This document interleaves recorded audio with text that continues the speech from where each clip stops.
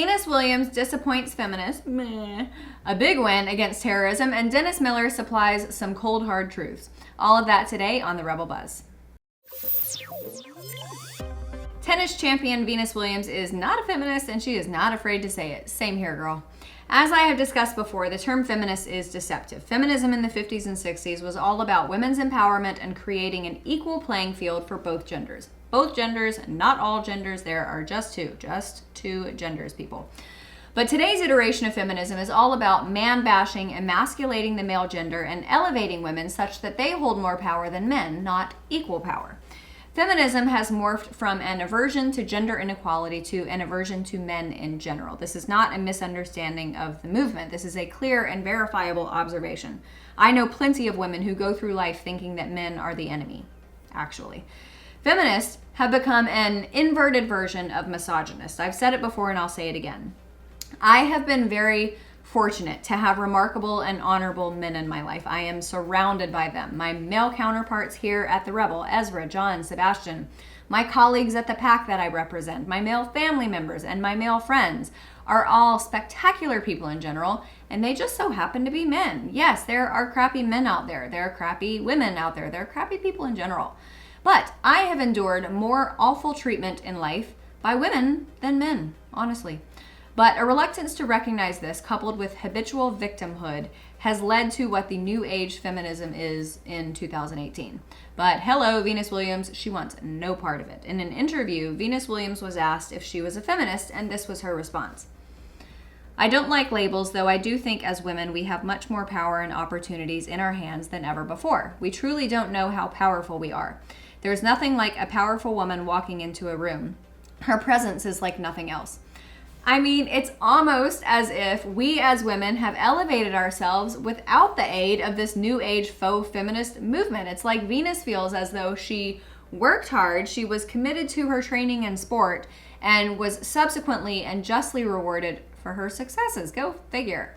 Venus Williams is a tennis superstar. She didn't become that by bashing men and clawing her way into the spotlight, demanding that she be given titles and championships. Good for her. Good for women. Good for men. Good for everybody. Whatever. And more good news coming down the pike for the Trump administration. If any of you stayed up past the 3 a.m. hour on Wednesday night, you had the privilege of watching history unfold. 3 men who have been held as prisoners in North Korea came home. Our president, who the left would have you believe is a warmonger, along with his 12-day fresh Secretary of State, Mike Pompeo, negotiated the release of Kim Hak-song, Kim Dong-kul, and Kim Sang-duk.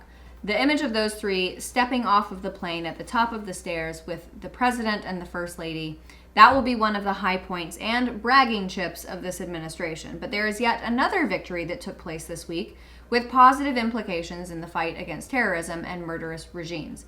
As stated by Iraqi officials on Wednesday, 5 high-ranking Islamic State officials were captured in a complex operation carried out by U.S.-Iraqi coalition forces. The process leading up to the #HellYes moment for counterintelligence efforts involved phone applications and the hacking of secret bank accounts and communication codes that were carried out over the course of the last 3 months. And our dear president, of course, tweeted the accomplishment saying this: 5 most wanted leaders of ISIS just captured. Now, one of the 5 captured is Ismail al-Awan al-Ithawi, who is a top aide to Abu Bakr al-Baghdadi and who had previously resided in Turkey but was captured and transported to Iraq in February. Now, al-Baghdadi is the declared leader of the Islamic State's caliphate, and he is still at large. But Ithawi, upon capture, was compelled to lure several of his ISIS contacts across the border to join him in Iraq. Compelled how? Well, good old interrogation. Waterboarding? I don't know. Who knows? Maybe not. Maybe they just played One Direction on repeat, which might actually be worse.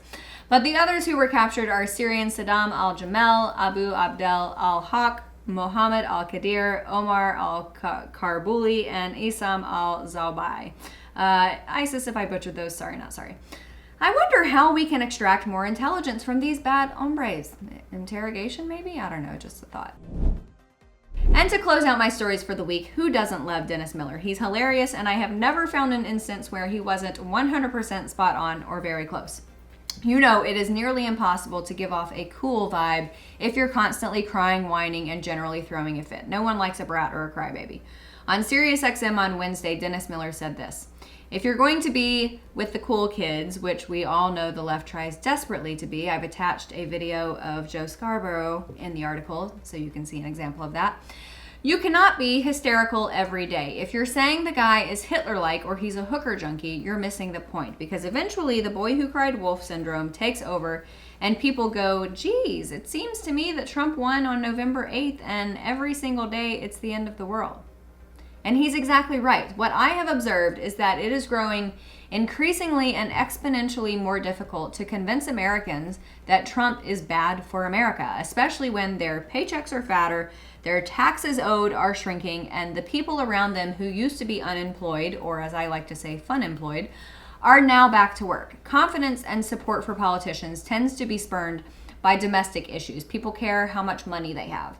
Foreign issues tend to take a back seat to the issues that people vote on, but with such visible signs of foreign diplomatic successes like North Korean negotiations and ISIS-held territories shrinking by 98%, you can see why President Trump's approval rating is on the rise. Thanks so much for watching, everybody. Have a great weekend. I'm Amanda Head for The Rebel.